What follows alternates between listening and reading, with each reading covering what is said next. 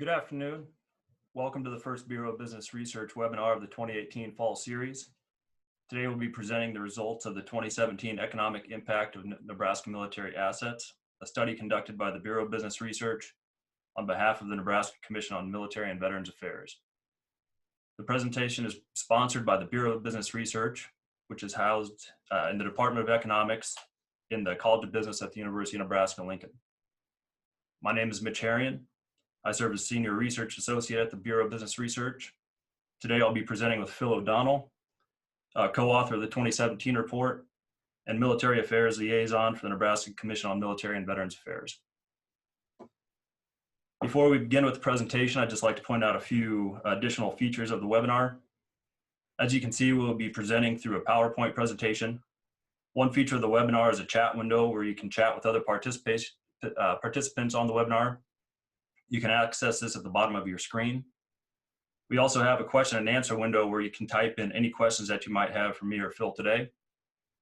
You can type in your questions at any time, but we will answer these questions at the end of the webinar after the PowerPoint presentation has been completed. With that, I'd like to turn it over to Phil, who will provide us with a brief overview of the purpose of the commission and the purpose of the report we completed last year. Phil? Thanks, Mitch, and thank you for your active interest in military and veterans affairs in the state of Nebraska. Established in 2016, this 10-member commission strives to preserve and protect military installations across the state, attract new missions to military installations within the state, and serve Nebraska's military and veteran families. Members of the commission include the Director of Nebraska's Department of Economic Development, the Adjutant General of Nebraska's National Guard, the Director of Nebraska's Department of Veterans Affairs, and 3 appointed members from each of Nebraska's 3 congressional districts. Additional members include the Chair of Nebraska's Employer Supportive Guard and Reserve Organization, the Commander of the 55th Wing at Offutt Air Force Base, the Commander of the 557th Wing at Offutt Air Force Base, and the Commander of the United States Strategic Command. The key deliverable of this commission is its annual report to the Governor and the Legislature. In 2017, the Commission contracted with the University of Nebraska-Lincoln's Bureau of Business Research to assess the economic impact of Nebraska's military assets. In addition to the economic impact, the annual report includes a summary of military assets in Nebraska and Commission recommendations. Please know that the entire report is available on veterans.nebraska.gov under the Commission and Boards tab, where you'll find the report and more information regarding Nebraska's Commission on Military and Veterans Affairs. With that, I'll turn over to Mitch to discuss the summary of the assets. Thank you, Phil. So this report was broken into a few sections. So we looked at the Nebraska military assets here in the state. So these include the active duty locations, National Guard, Nebraska Air National Guard locations, and reserve components in the state.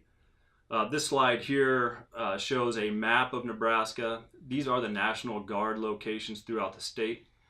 Obviously, the active duty locations, Offutt Air Force Base and U.S. Stratcom, are located in the Omaha metro area near Bellevue.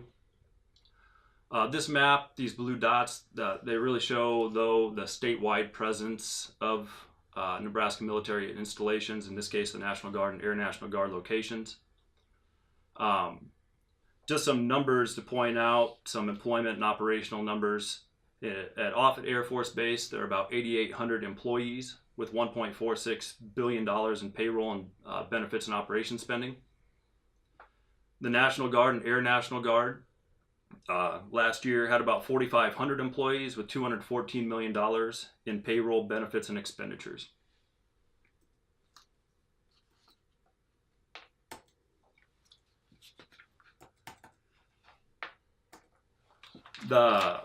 In addition to National Guard, Air National Guard locations, we also have several reserve components in the state. So the Army National Guard, what you see here on this map, the red dots, these are the locations of Army National Guard locations in the state. Again, while they're somewhat clustered in the more populous eastern portion of the state, there are several locations in greater Nebraska as well. Just to give you an idea of some employment and operation spending figures here. So the Army Reserve, there are 1,325 employees with $23 million in payroll and operation spending. The Air Force Reserve, 279 employees with $6.6 million in pay and operations. These are located at Offutt. The Marine Corps, 131 employees with $2.7 million in pay and operations. This location's in North Omaha. And Navy Reserves, 275 employees with $1.3 million in salary. And, this location is at Offutt. So in addition to looking at the active duty, guard, and reserve components in the state, we also wanted to account for Veterans Affairs spending in Nebraska that takes place, as well as spending in support of DoD retirees.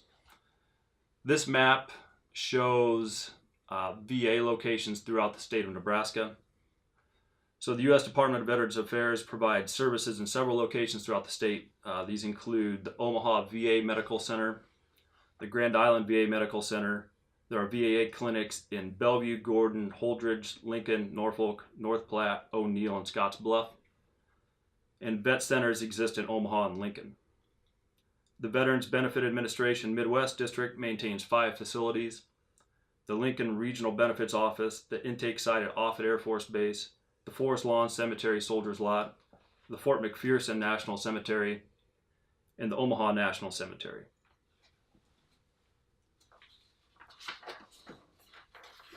This map breaks out the Veterans Affairs spending by county in the state of Nebraska. Darker shades of green mean more spending in this case. Not surprisingly, more spending takes place in the more populous counties. Just to give you an idea of some numbers, there are about 130,000 vets in Nebraska currently. This number is decreasing. There are also about 14,000 paid DoD retirees in the state, and this number has been sort of steady in recent years.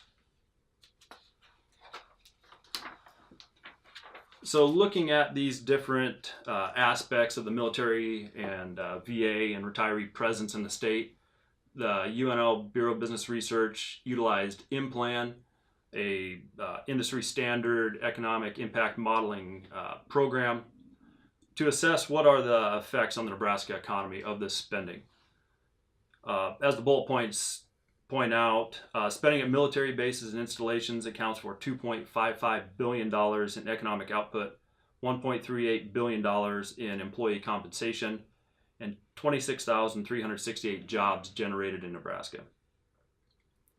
Retirement and pension spending, this is the spending in support of DoD retirees, generates 2,783 new jobs in Nebraska, and this is above and beyond the 26,358 jobs accounted for at the military bases, resulting in $114.2 million in compensation to these employees.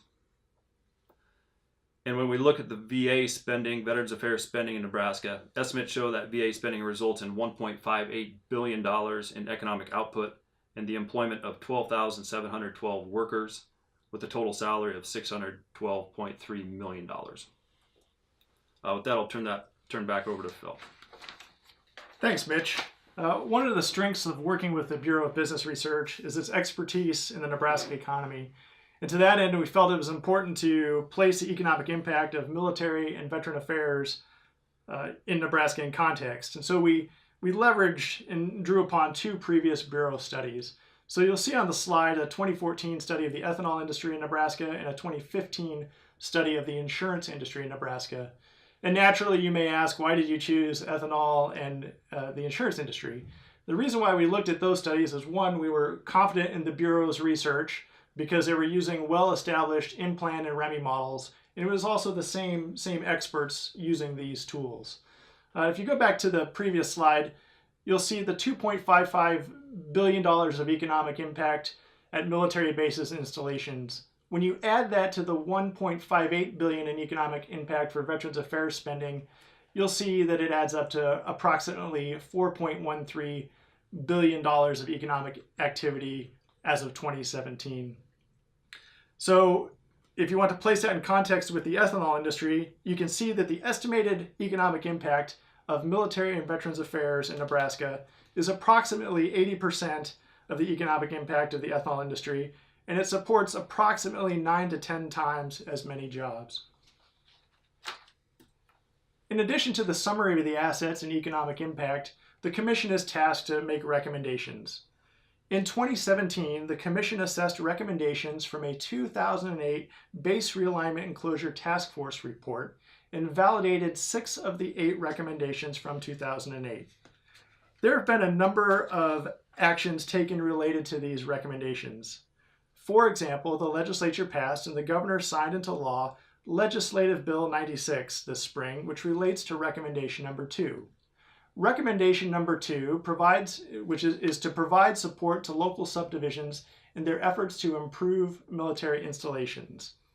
Legislative Bill 96 provides that public and private sector initiatives to improve the military value of military installations are eligible for access to the Nebraska Department of Economic Development's Site and Building Development Fund.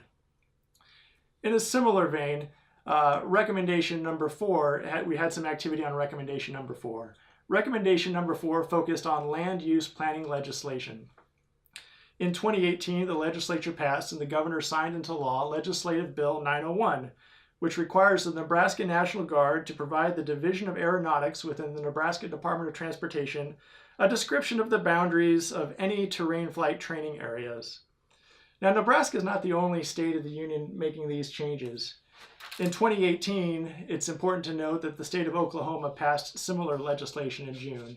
Like the Nebraska legislation, the Oklahoma legislation intends to protect low-level military training routes throughout their state from potential encroachment.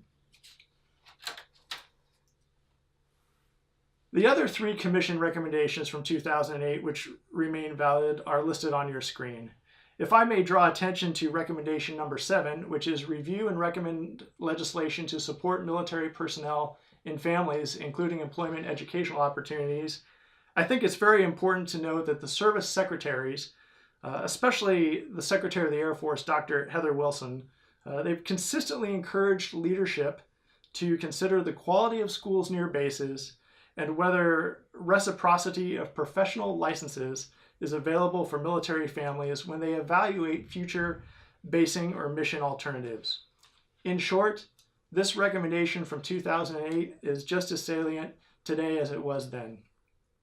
Please know that the entire commission report is available on the commission's website, and please go to veterans.nebraska.gov under the Commissions and Boards tab to find more information about the 2017 report, and the 2008 BRAC Task Force report is available there as well. With that, I believe we are going to open the webinar up to questions. That's right. So if you have any questions, feel free to type those into your screen and we'll receive those and we'll answer those as best we can. In the meantime, we'd like to thank you for joining us today, obviously, and we would also like to point out that the Bureau is currently in the process of updating the 2017 report with new numbers. We'll use many of the same methods. We will use the same methods we did to conduct economic impact analysis we did in 2017. We'll add a few additional studies that we've discussed with the Commission over the past year within the report. So that report will be submitted in mid-November and should be available for public viewing soon thereafter. So for now, we'll just wait for, there are no questions currently, so right now we'll wait just a second here to see if there will be any questions coming.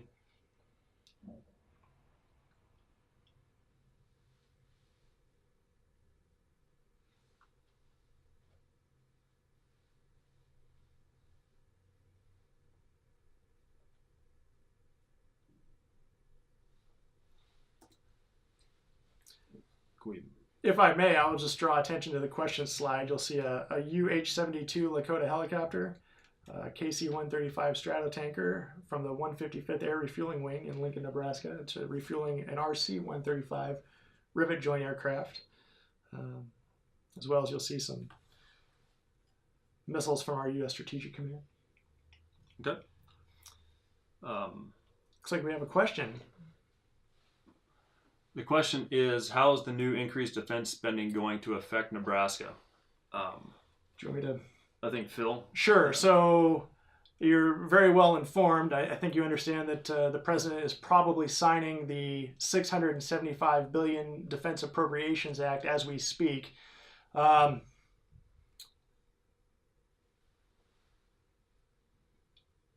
To that end, I think it has yet to be seen on what specific impact that will have on Nebraska. Right. I mean, without seeing how the funds will be allocated to Nebraska, I guess it would be hard to say. But I mean, assuming a percentage increase in spending for, the installations throughout the state, we would assume an increased economic impact in not only economic output, but also the number of jobs created in the state. So, right, and I think it's important to note that it's important. This is probably the first time in approximately 10 years that this act has been signed into law prior to the start of the federal fiscal year, which is October 1st. And so to that end, it provides some stability that we haven't necessarily seen in previous years. A little more certainty. Yep, a little more certainty and stability. So. Okay, we have another question. Did the economic development model take into account the economic impacts from adjacent states? For Offutt in particular, a lot of employees and retirees live in Pottawatomie and Mills counties in Iowa. Yes, the economic model does account for some cross-state effects there. So it is my understanding that it does account for the fact that some employees do live across the river on the Iowa side. So.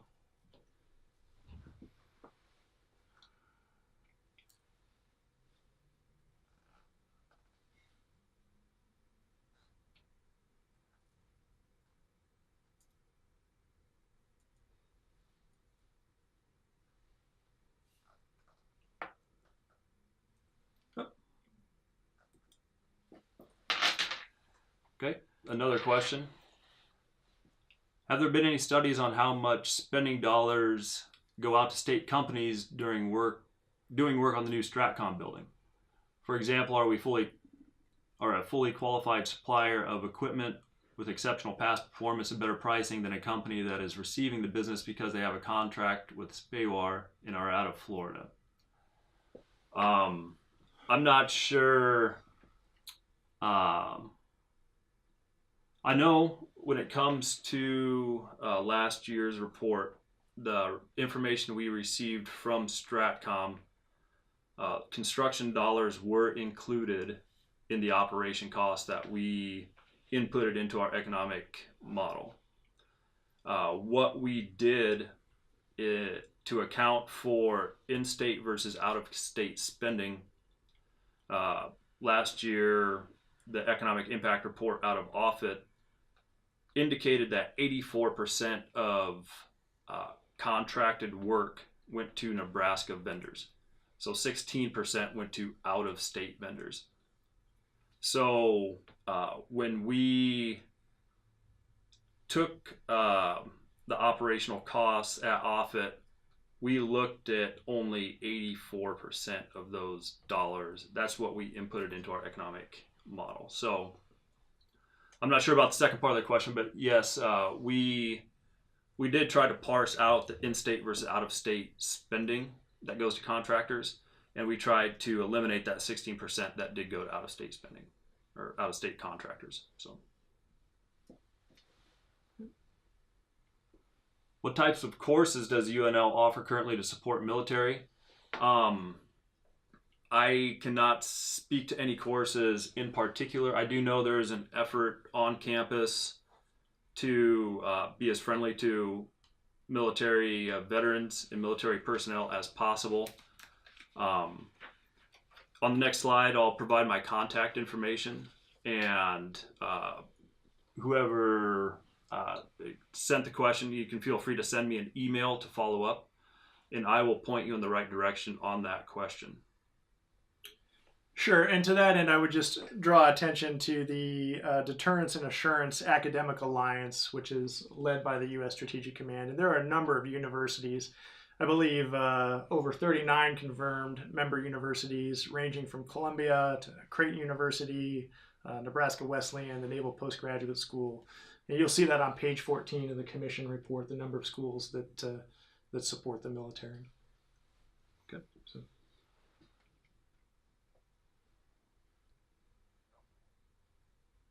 If there are no other questions, it doesn't look like any more have come through. Here is my contact information as well as Phil's contact information. Please feel free to reach out to either one of us if you have any questions about this report or anything else you have questions about.